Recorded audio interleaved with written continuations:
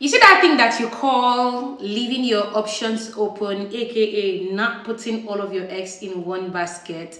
My sister, what it really is greed and the lack of discipline to persevere until you get what you really want. One look, and I breathe. Welcome back to my channel. My name is Anita, your girl talk bestie and personal development enthusiast. Today, I want to introduce to you a scientific concept that will change your life. Have you ever heard someone talk about the moment that they took a leap of faith? You hear people say things like, oh, I quit my job with no job prospect, with no savings, with nothing whatsoever, and then 6 months, 1 year into it, something better came along the way. I started my own business, and now my business is one of the top 10 businesses in my category. Well, stuff like that.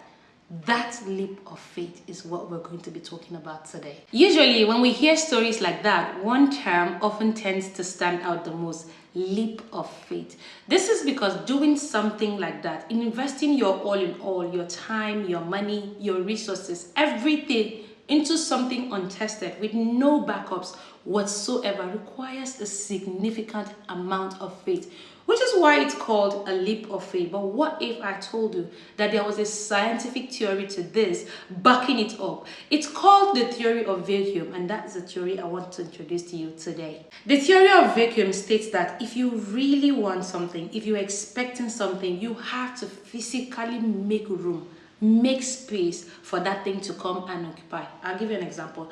Say that you really want a new rug in your house. This theory states that you can attract and manifest a new rug faster when you roll away the old rug and leave room for the new rug to occupy. Or say you want a new shelf, bookshelf, whatever kind of shelf in your house, and you had no idea how to go about getting the new shelf.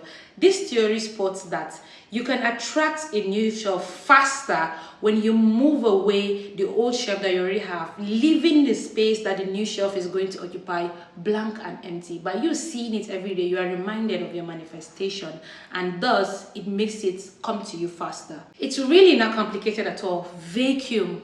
Make room, create space for the things that you expect to come into your life. Now, the mistake that we often make as humans is that in wanting something to hold on to, we do not wait for what we really want. We just take what we can get at the moment. If you are Nigerian, you're probably familiar with this saying, at all, naim bad pass. Now, for my non-Nigerians, it means that you don't lose at all when you at least have something to hold on to. The biggest loss is the person who has nothing at all. What if I told you that this at all, naim bad pass mindset is getting in the way of you getting the thing that you really want? For example, you have an idea of the man or the woman that you want in your life, all of the qualities that you want this person to have, and the things that you wouldn't want this person to have. But because you have not met this person, you do not have the patience to wait until this person comes into your life. So you just grab whoever you have right now. Or let's say, for example, you're in a job that you don't really like. For whatever reason, it could be that the job environment is toxic, or the job is not challenging enough, or it's not satisfying you enough, or generally you feel that you're in the wrong field or profession.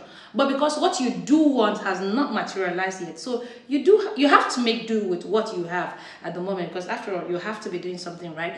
What if I told you that managing what you do not want right now can hinder what you do want from coming? Occupying yourself with something that you do not want can completely hinder what you do want from coming to you. Life is more spiritual than it is physical. All of us know this. There is a spiritual process that things take before they manifest in the physical plane. You want something, you are manifesting that thing every day. You are praying, you're telling God and the universe, send me this thing, send me this thing. Meanwhile, when God or the universe wants to send you this thing, they see that this thing that you're asking for, you already have it. When you clutter your life with things that you do not want, what you are essentially doing is blocking the room for what you do want to come to you. There's just no space. I'm sorry to break it to you, but somebody has to tell you. You see that thing that you call keeping your options open or not putting all of your eggs in one basket? What it really is greed and the lack of discipline to persevere and wait for what you actually want to come to you. Let's face it, you want to eat your cake and have it.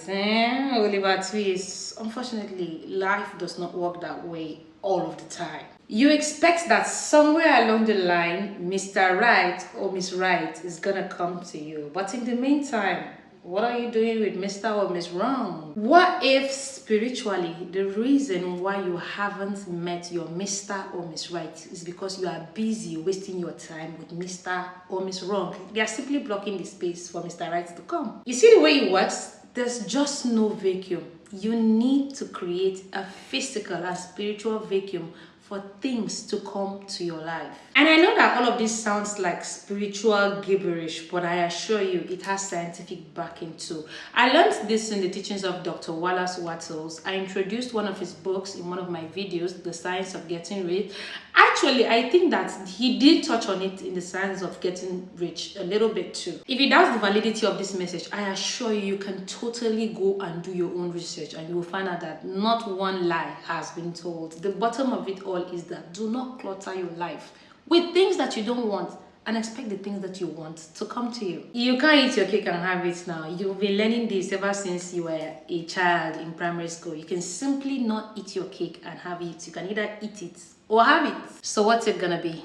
Are you going to be patient? Are you going to be stubborn about your goals? Are you going to be dogged until you get the thing that you do want? Or are you going to continue settling and managing with what you don't want? I'll let you answer that one. Do not forget to like, share, and subscribe to my channel for more videos like this. My name is Anita. I'll see you in my next video.